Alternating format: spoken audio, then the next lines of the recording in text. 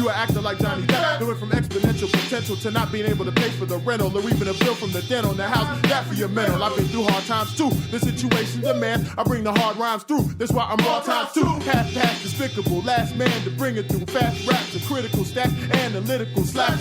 I'm hitting you smack. I'm sticking you smack lips to stack chips, all with the lyrical technique. It just occurred to me that if one calls oneself a podcaster, then perhaps one should put out an episode more than once every 60 days. So here's one. For party crashes, liquor spilling mayhem, punk cops to play them, super bitches to slay them. It's all serious biz, no time remains for the cattle defecation. You spitting, writing, and spraying, what the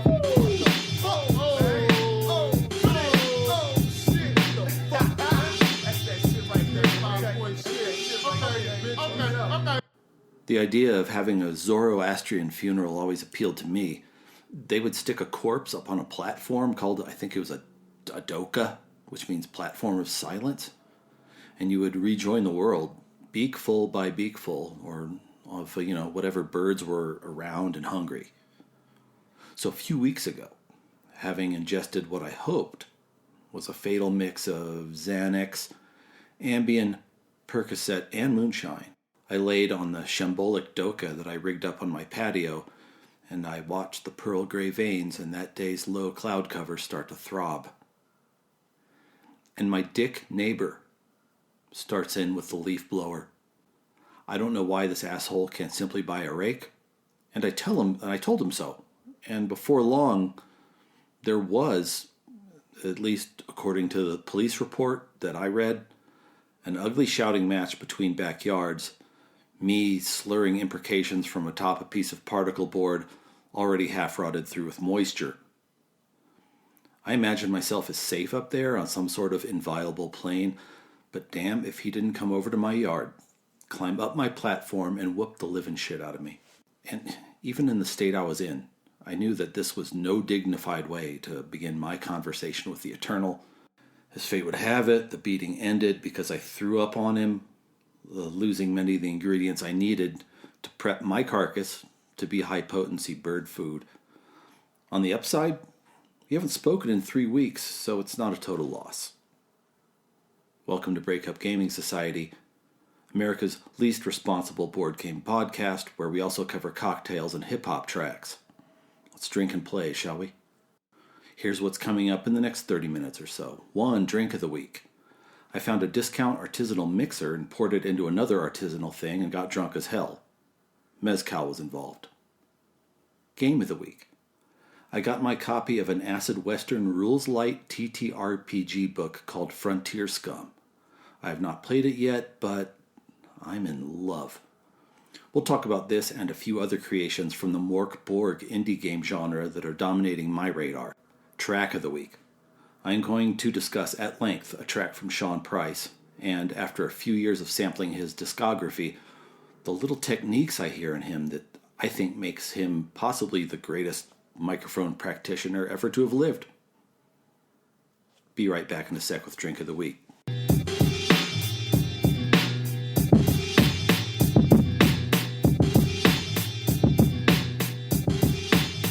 A small piece of travel advice for rovers who may be plying the roads of southern Colorado and northern New Mexico and find that they have an afternoon to burn in Trinidad, Colorado.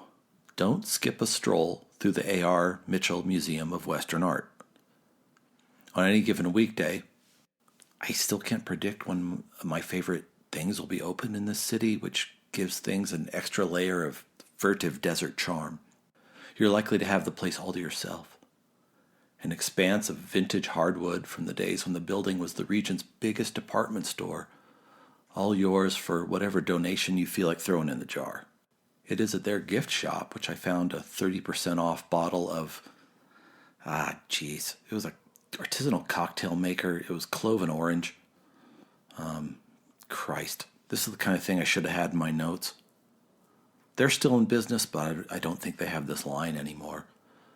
And, and I decide that this is the next serendipitous turn in my occasional quest to not slam hard liquor straight from the bottle, as I have often done on this show. So tonight I paired it with Look at this. I'm looking at another placeholder. It just says mezcal. I'll tell you what it was. It was the brand that Cheech Marine, formerly of Cheech and Chong, endorsed. There's a picture of him on the collar art and everything. And anyway, it was an easy choice because it was the only mezcal brand on the shelf at the liquor store that I went to. It bears all the signals that tells me, a white person with disposable income who flatters himself by imagining that buying this kind of thing makes me interesting, that I made a good choice. Florid folk art, a little brochure attached to the neck of the bottle telling me that this is Cheech's favorite mezcal ever, for which I'm sure he pocketed a nice couple pennies. I bet you the art came from his collection. My buddy told me he has one, like the biggest private Chicano art collection in the country. I believe it. And of course, the label has well-chosen typography.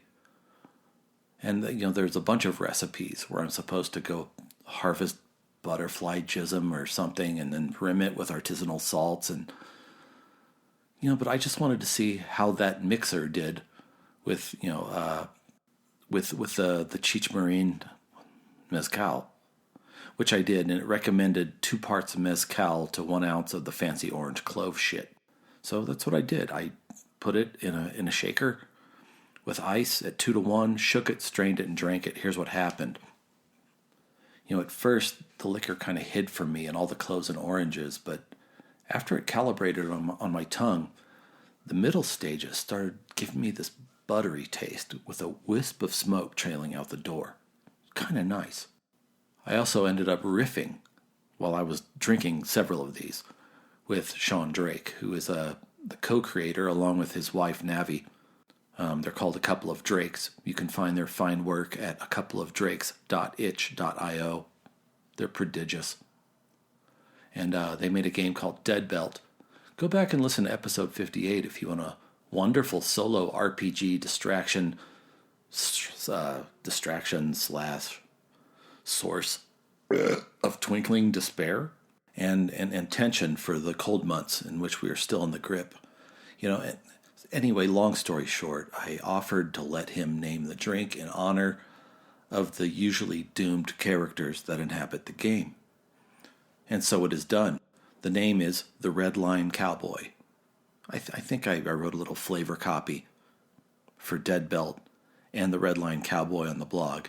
I think that was a very productive drunk that night. And anyway, upon freshening, I learned that there was more smoke on the front end. Then my tongue dulled a bit, and my brain started to limber and slide. And then I'm staring dumbfounded at my speaker while my brain does backstrokes on oceans of Sean Price's microphone tricks and rhymes, which we're going to talk about in Track of the Week, which is actually going to come after Game of the Week, which is next. Does that make sense?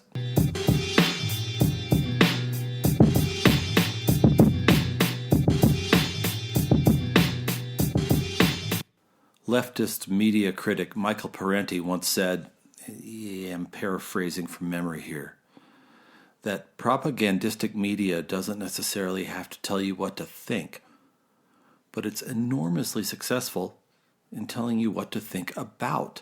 I keep thinking about this in terms of Dungeons & Dragons and Wizards of the Coast, the company that owns the game now, which seems to be the default frame of reference for 90% of people who know what a tabletop role-playing game is.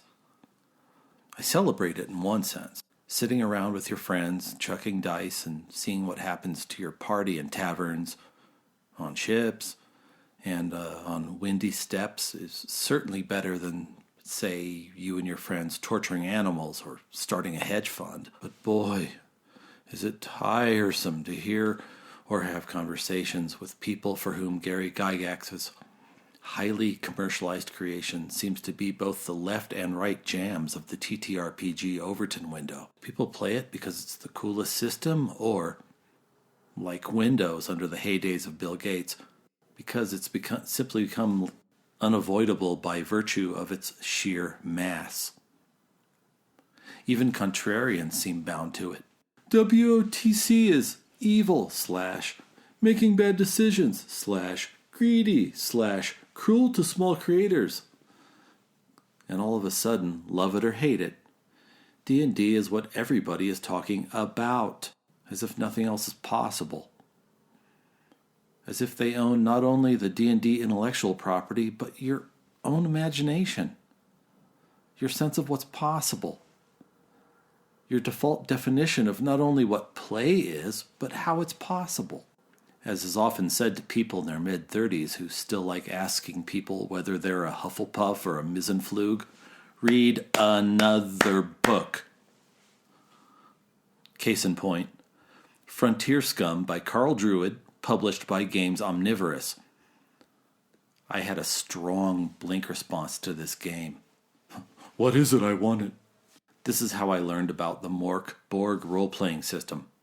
As its creators describe it, quote, Mork Borg is a pitch-black apocalyptic fantasy RPG about lost souls and fools seeking redemption, forgiveness, or the last remaining riches in a bleak and dying world, end quote.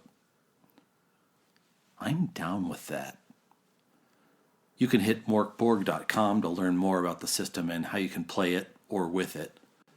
I'm attracted to this stuff because I befriended people on Twitter who were passionately playing and making stacks of indie TTRPGs.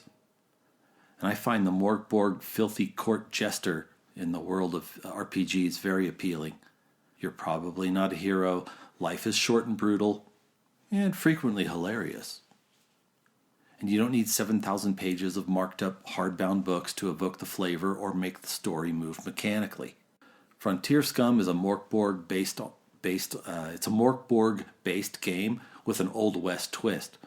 You can play as one of 12 character classes, anything from a quack doctor or a disgraced former law enforcement professional or a grease-smudged factory worker or a trapper driven half insane by their adventures on the wastes. Let's talk for a sec about how they packaged this experience. The book arrives in a heavy-gauge cardboard cover with a string-bound spine covered with period icons and heavy serif Western type. Then inside, there's a beautifully executed reproduction of a late 19th century newspaper. The fake ads are hysterical and educate you about the vibe. The writing is crisp, with articles giving you info about the major locales and factions of this terrible place. You're then guided into simple character creation, stuff you can do for money, how to shoot people, and get shot or stabbed in return.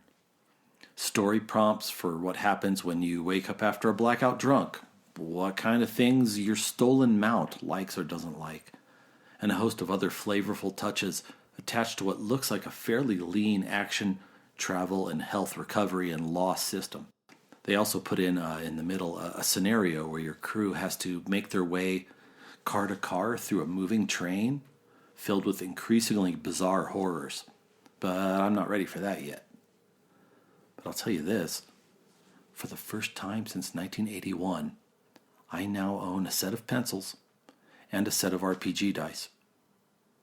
One of my goals for winter is to learn to game marshal this thing and see if I can lure a couple of locals over. Case in point, talking about our original complaint. And as a matter of fact, two of my acquaintances in town were complaining about how badly their last D&D campaign collapsed. My buddy Marcos was super excited for the session, but apparently the DM checked out and some players weren't paying attention and the others went murder hobo. It's funny that I know what all these complaints mean despite not having been in a D&D session since 1981. Typical shit. So I'm going to invite these lads to, instead of bitching about D&D, see what kind of nutty cowboy adventures we can have with Frontier Scum. Giddy up.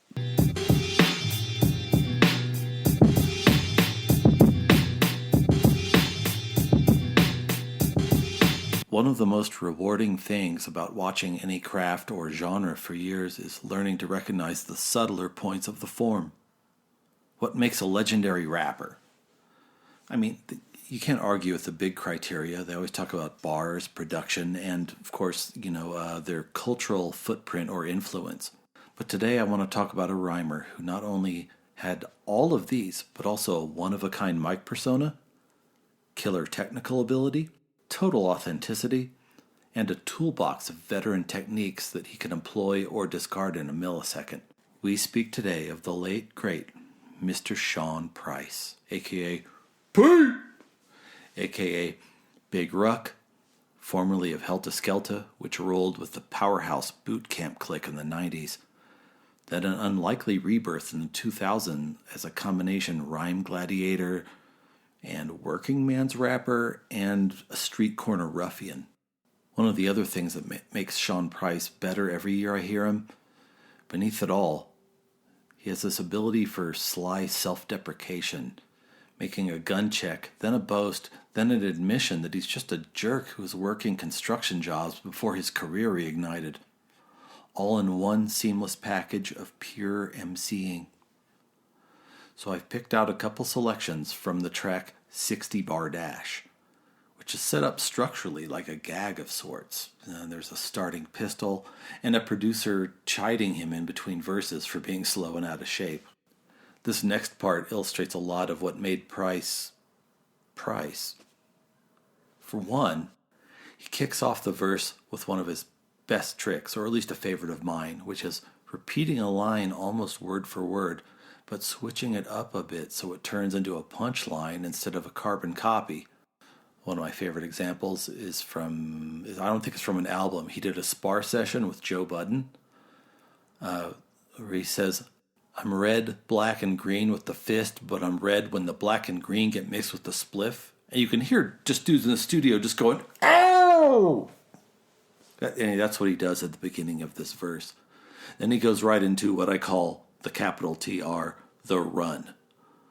It's the centerpiece of the song's rhyming, where he does multiple lines where the scheme is so tight that every syllable rhymes with every syllable previous and after. And he makes it sound so easy and smooth. Time. 53.7 seconds. It's kind of fucked up, dude. I was alright, but yo, let's try it again. Ready? Hold up, man. Go!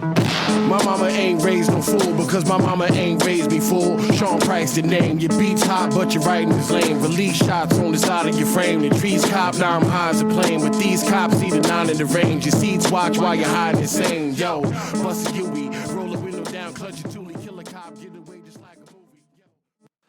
Another mark of a great rapper is, I think, knowing when to pause, when to chill, when to throw a little stall in there.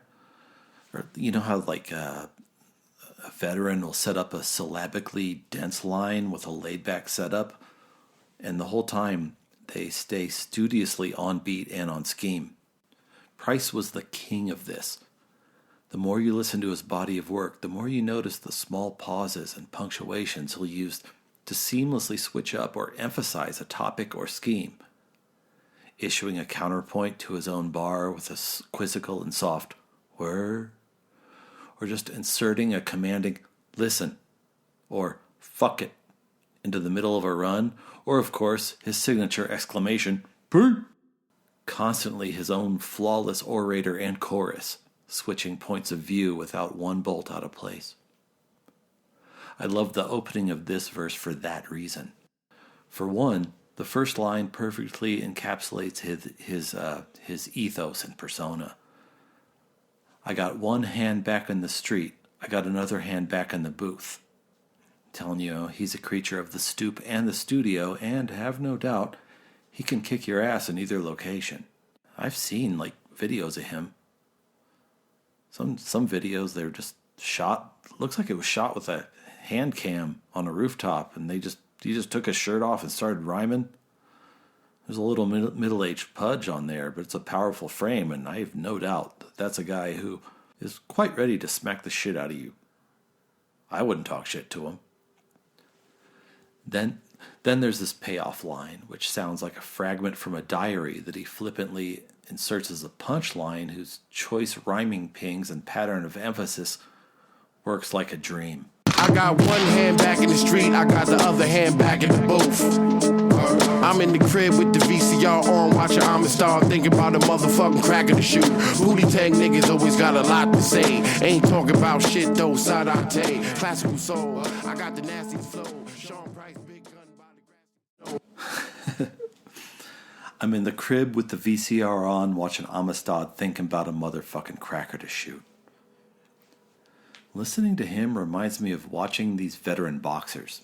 They don't throw nearly as many punches around, but when they do, that shit is hitting your liver or your bread box flush. Anyway, the song was 60 Bar Dash by the late, great Mr. Sean Price. He fought long and well. Thank you for listening with me, and I hope this encourages you to go back and listen to more work from Brownsville's most talented son. At least I think so. That's the end of Track of the Week. We're going to come back in a minute with a little farewell, and that's the end of the episode.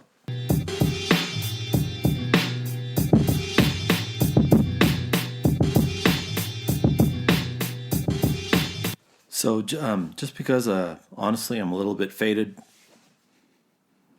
and no one can tell me no, and I'm both the producer and the talent, here is the Starkville, Colorado Wildlife Report.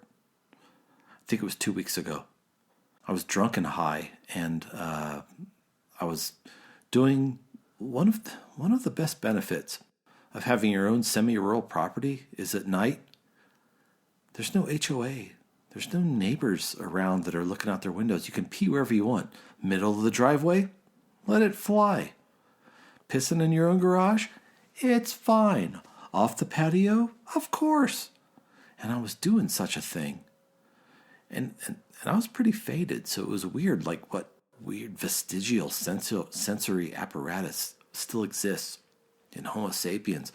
So I'm sitting there pissing, and I just kept this thought. I said, I'm being watched. And my eye goes to the back fence, and I know there was a head peeking over that fence looking at me. Now, I've seen foxes out here. I've seen bears out here. But this was neither. Because the foxes I see are small, gray, darting things. And there's no way they would get that close to the noise I was making. And it's the dead of winter, so the black bear that's been knocking over my trash all year is probably in hibernation.